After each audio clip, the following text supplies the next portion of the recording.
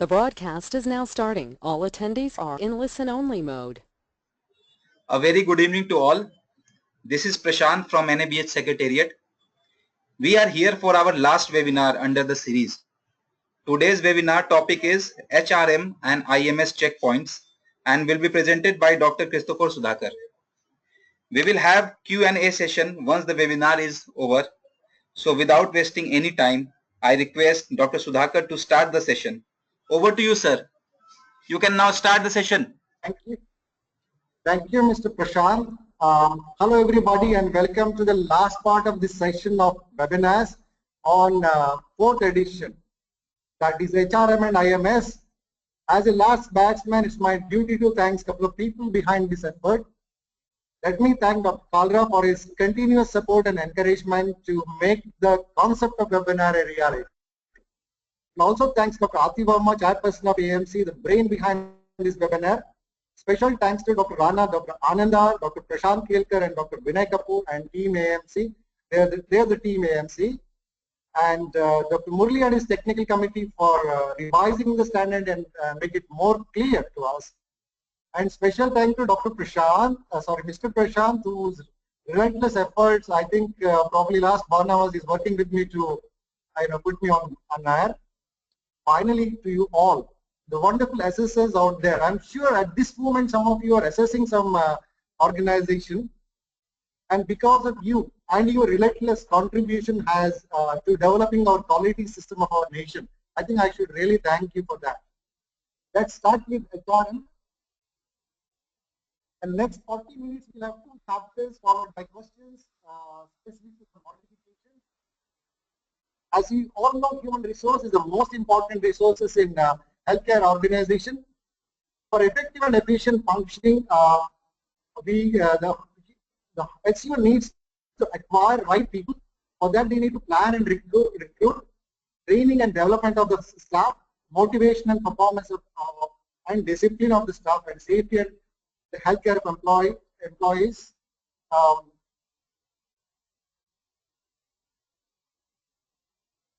So basically, in a HRM chapter, there are 12 standards and 52 was objective element was there, and an additional 1 objective element was added, which is basically on professional training and development. As you see in the screen, HRM, when one talks about human resource planning, for every systematic manpower planning is a must for every dynamic organization. It needs economic forecast, hospital expansion forecast, and employee market forecast. For this reason, the HRM 1A is being modified for better clarity. The human resource planning supports the organization's current and future ability to meet the care, treatment, and service needs of the patients. The interpretation has been modified as volume and mix of the patient, services, and medical technology. This is done with involvement of various stakeholders. It shall use recognized method for determining the levels of staffing. It shall match the strategic operational plan of the organization. I think it's pretty straightforward.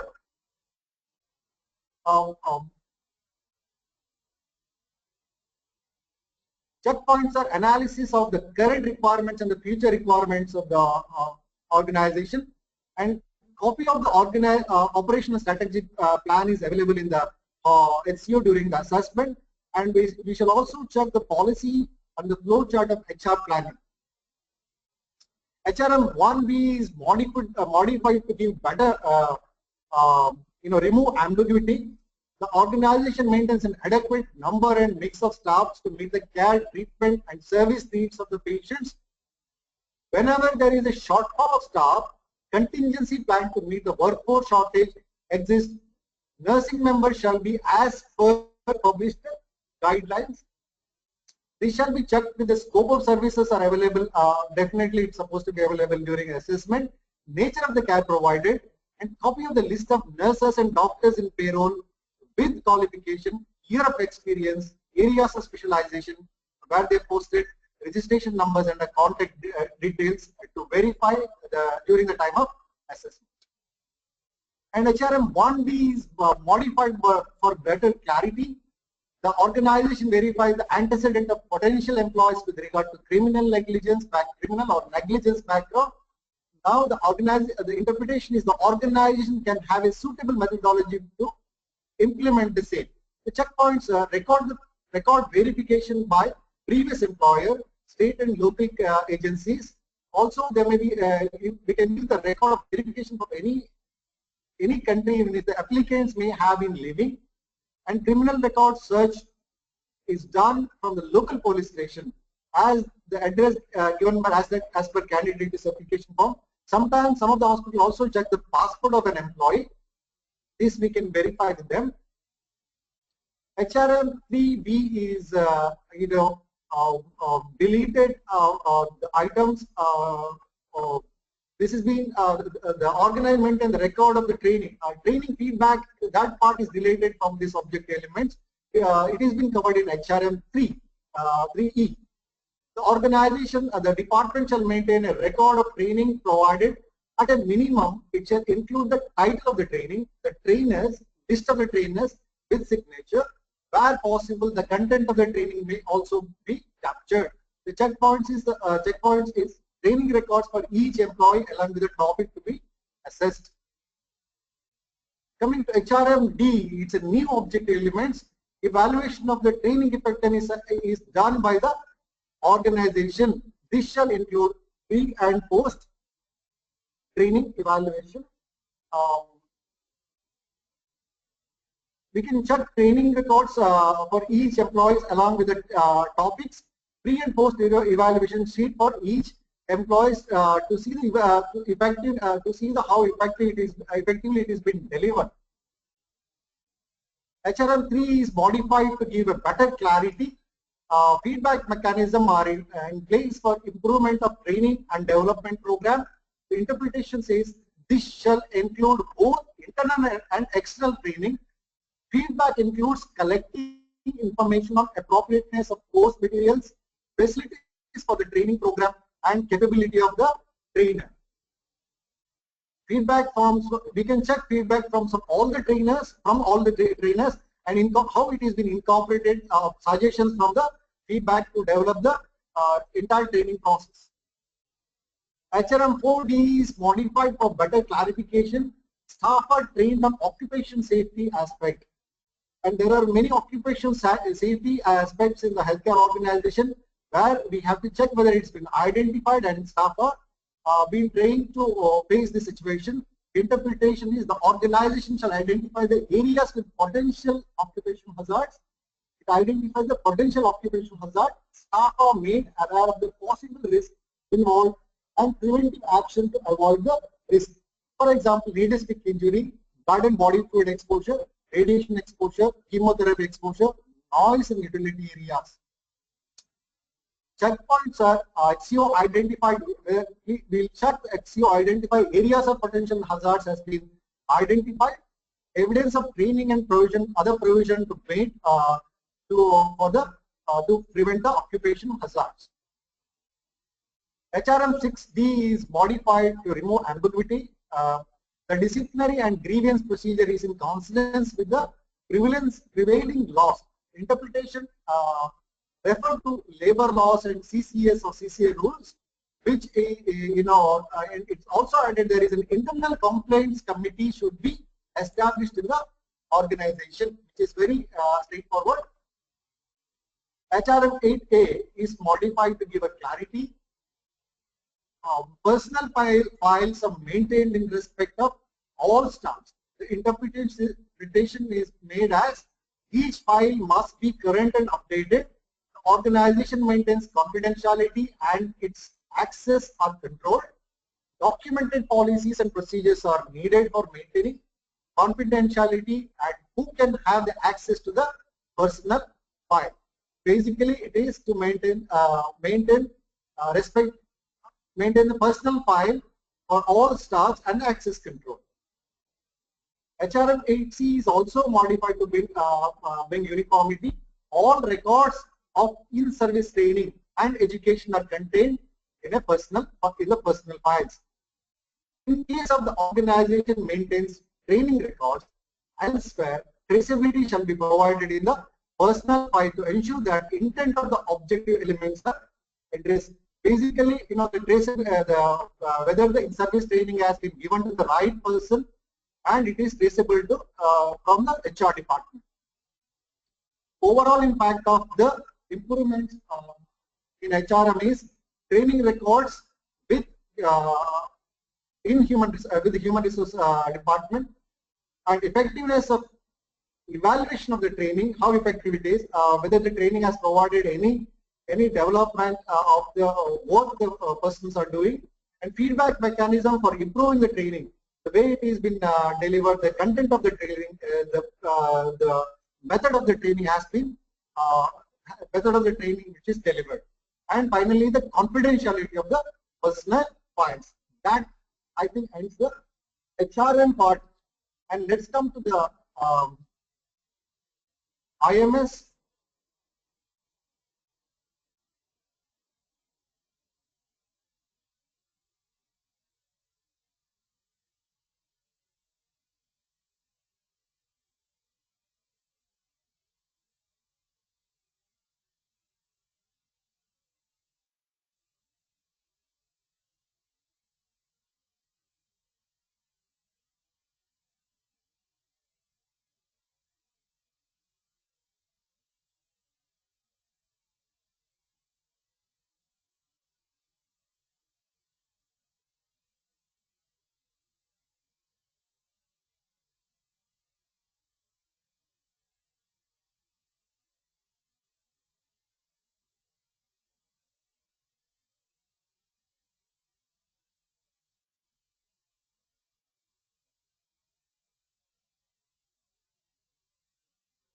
One of the major intent of this chapter is ensure that the data and information organization needs and support the delivery of the parent. That is right information available to the right person.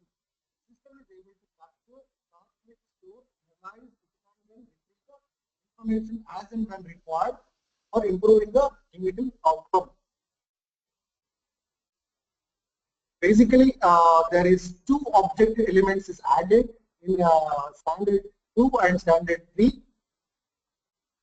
Totally now there is a 45 objective elements are there in the IMS chapter. IMS 1A is modified to give a more clarity of the interpretation.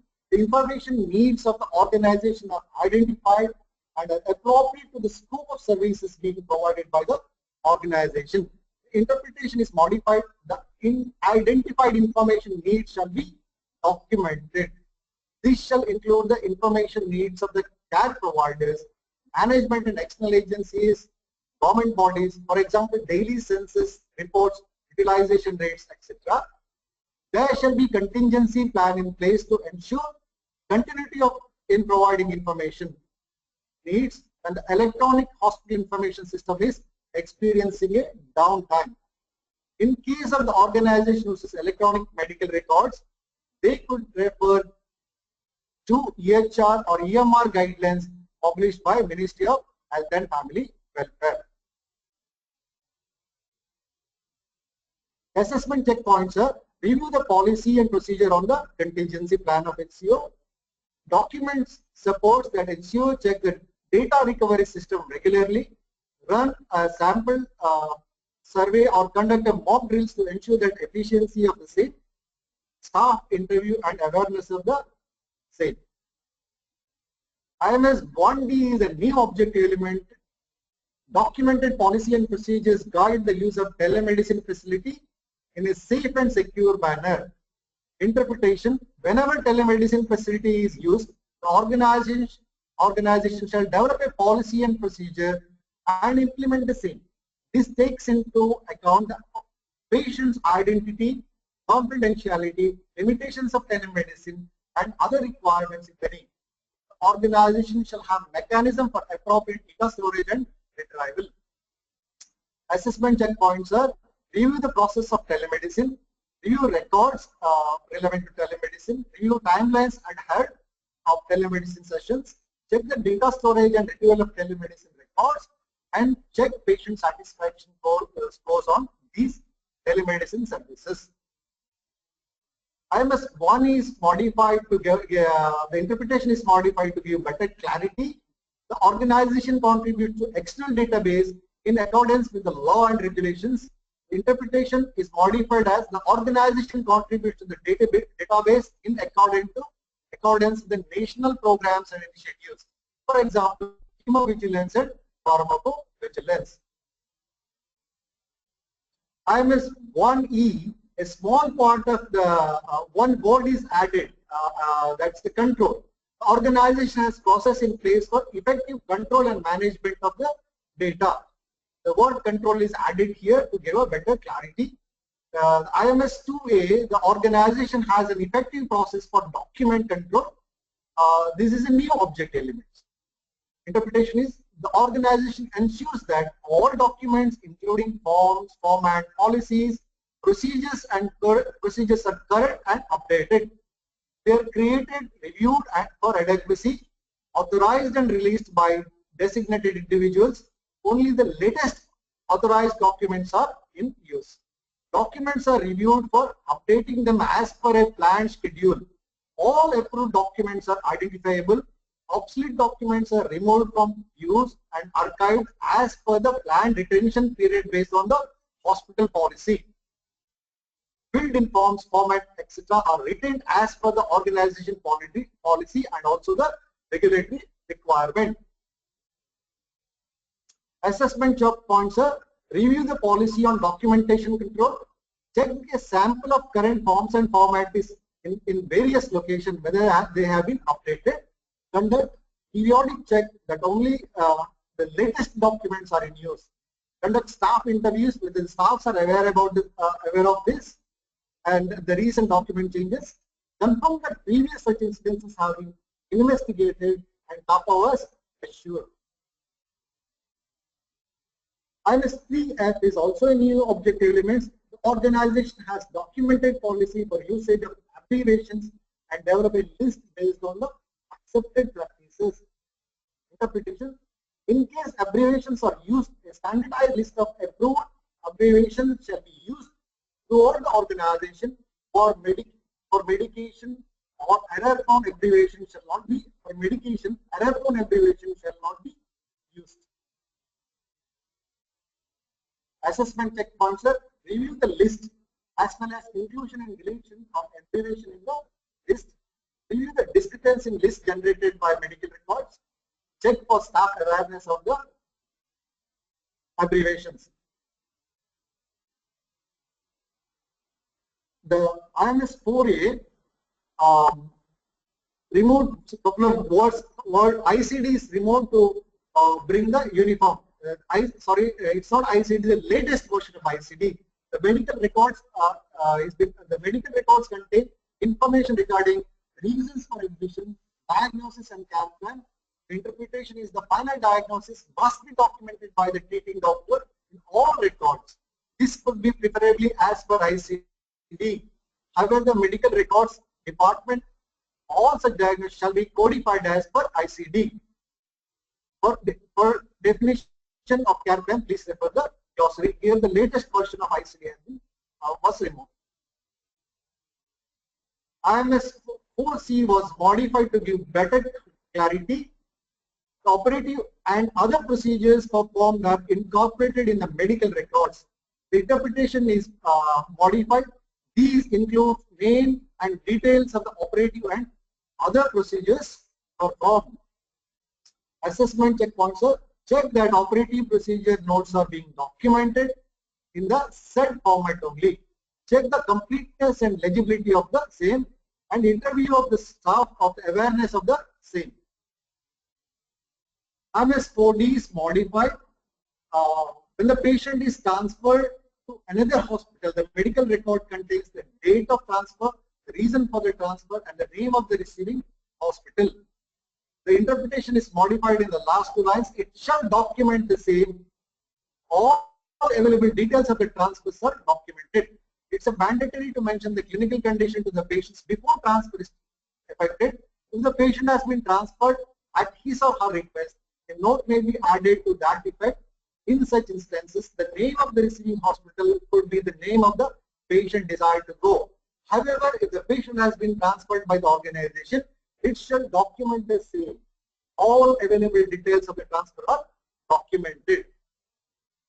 Assessment checkpoints are: review the policy, check staff awareness of the regarding the the transfer process and the documentation, conduct periodical samples, check on processes and documentation of patients transferred.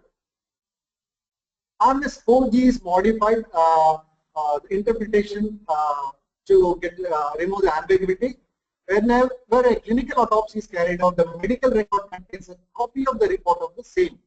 Interpretation: the definition of the clinical autopsy referred to the glossary. This does not include the postmortem done for medico-legal cases. IMS 6D, the destruction of medical records from our data and information is in accordance with the laid down policy. The interpretation: destruction can be done after the retention period is over and after taking approval of the concerned authority, whether it is an internal authority or the external authority. IMS 1C is deleted as implied coverage in other standard. Overall impact of the improvements of IMS are: contingency plan in case of hospital IT system goes down, policies and procedure for time telemedicine, documented control policy, use of abbreviations.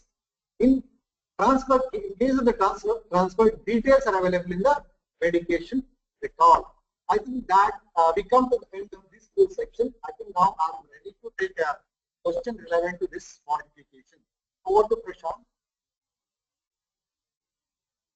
Thank you very much, sir. Thank you very much for your informative session. Now we will start the Q&A session. So if anyone has any query, they can ask question directly to Dr. Christopher, or they can write the question and I will convey the question to Dr. Christopher.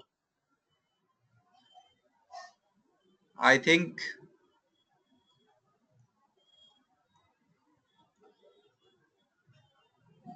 sir, there is no question. Yeah, Dr. Rajiv Kumar has raised his hand. So I am giving chance to Dr. Rajiv Kumar to ask question directly to Dr. Sudhakar. Dr. Rajiv, you can ask your question directly to Dr. Sudhakar. Please go ahead.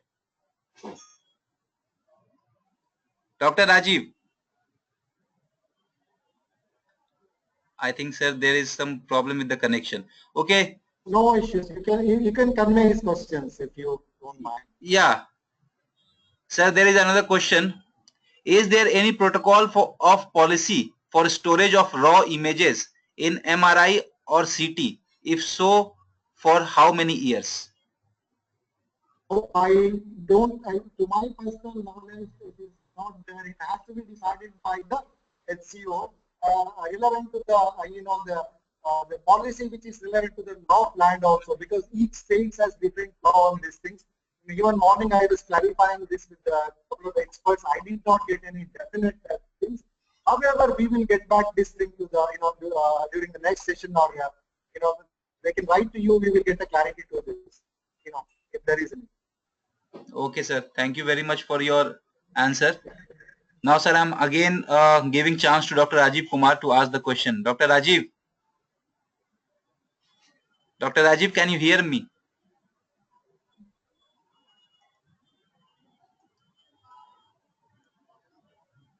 I think, sir, this is a very short session. Okay, we have some. Yeah, no problem. This is a very short session. So I request everyone. Yeah, I would request everyone, if they have any query, they can come back to us and they can write to us at helpdesk@nabh.co and we will get the queries resolved. Thank you very much for your patience.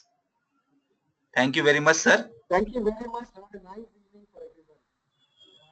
Okay. Thank you, sir. Thank you.